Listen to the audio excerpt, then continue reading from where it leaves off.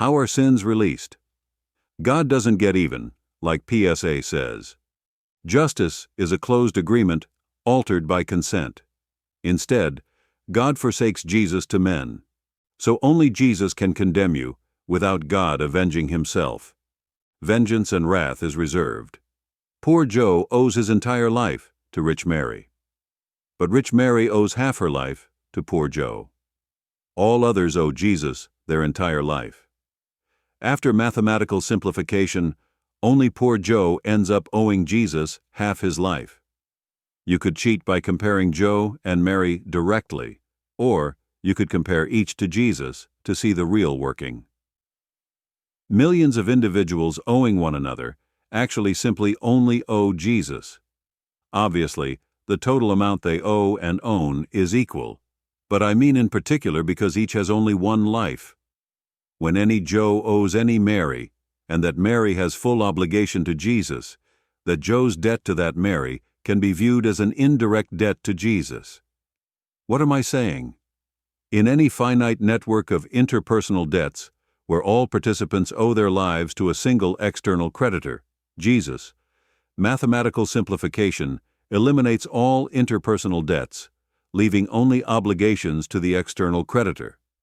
Again, for any group of n people with interpersonal debts, where each person also owes their entire life to Jesus, the simplified debt structure results in only debts to Jesus remaining.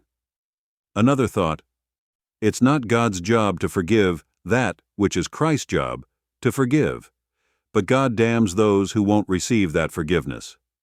God thinks no sin is better than some sin. Therefore, God released Christ. Releasing Jesus releases sin. God's gift became our sin. It's as if Jesus said to God, "Let them have me.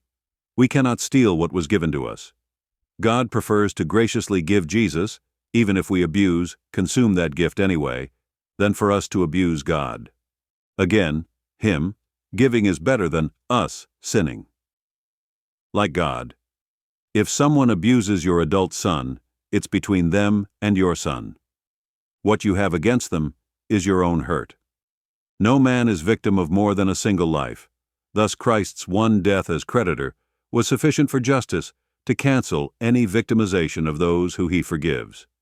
To forgive is to beforegive what was already taken.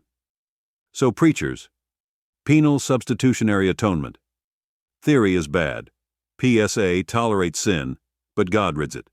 No sin, thus no condemnation, thus no PSA. God and giving is good. Sin is bad. Don't preach PSA.